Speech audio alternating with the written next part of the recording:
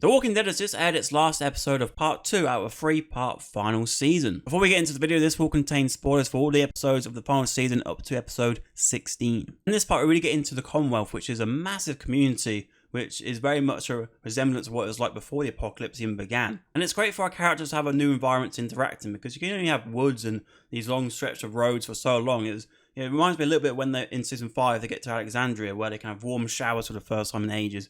So it's that sort of feel again, but on a much bigger scale. However, this part does open up with a conclusion of the previous arc, which of course was the Reaper one. And I thought that first episode was really good, actually. Especially the Gabriel line, "Call me Gabriel." That was very much like a Breaking Bad, say my name situation. And that episode concludes with only Leah escaping. And I think as an overall thought of that Reaper arc, I enjoyed it, but it was a little bit of a middle portion between the end of the Whisperers to the start of Commonwealth, where I think when I look back on it, I probably won't remember it that well. There were a couple of characters like Hope and, like I said, Leah, who escaped, but apart from those two, that was really it.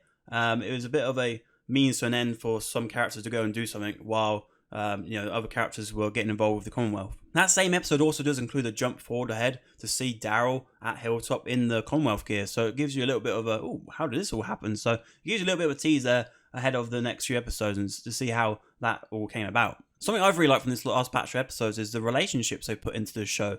Like, we've got Princess and Mercer, which I think is a really sweet relationship. We've also got Eugene and Max, which of course we had that whole Stephanie situation, which was interesting, and that was sort of the start of the uncovering of the depths of this community. And I think it's great having these relationships because it helps anchor down the show and make you care about some of the characters and some of the partners you may not have cared about as much previously. Like, if you look back and see with Glenn and Maggie, and even like the Negan situation, so Glenn and Abraham both die, which is awful. You obviously feel that sadness, but you also feel the sadness of their partners there. With Maggie, and you got Sasha, but you also got Rosita, of course, Abraham's former partner. So when we look at one of the bigger deaths that did occur during these last 3 episodes, Alden, I wouldn't say that really hit me that hard, because yes, he was with Enid before, but he hasn't really, Maggie as well. Of course, Maggie was the one who found him, and that was a little bit emotional there, but it never really hit me too deep because that character didn't really have enough time to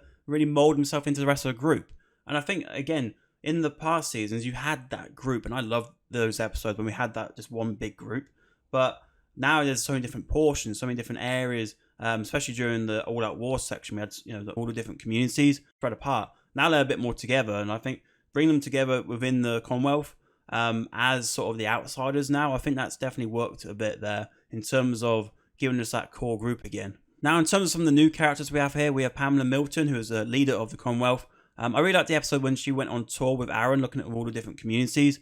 And I thought it was a nice callback as well when she found that picture of Deanna. We also have her son, Sebastian, who is a proper weasel-like character, who I do already love to hate. Then we have Lance Hornsby, who is one of my favourite characters from this final season already. I think Josh Hamilton, the actor, does a great job with his face, like just showing what he means without even saying it, and I think he's such a snake of a character, which is, makes him the villain of this final season. But I really like him because he's a lot different from the previous villain. Like with Alpha, you have a straight up sort of evil person there, whereas here you got someone who can sort of relate to the world we live in right now of a dirty politician type. But in terms of my overall thoughts on the episodes, I enjoyed most of them. I thought they all had good bits here and there within them. None of them maybe will stick out as my favourite ones when you look back on the whole season. I still think it's not to the highest standard we've seen from the show, but it's still enjoyable enough. And whenever Negan gets involved, I always am very happy. I think Jeffrey Dean Morgan is by far the best actor within the show at the moment.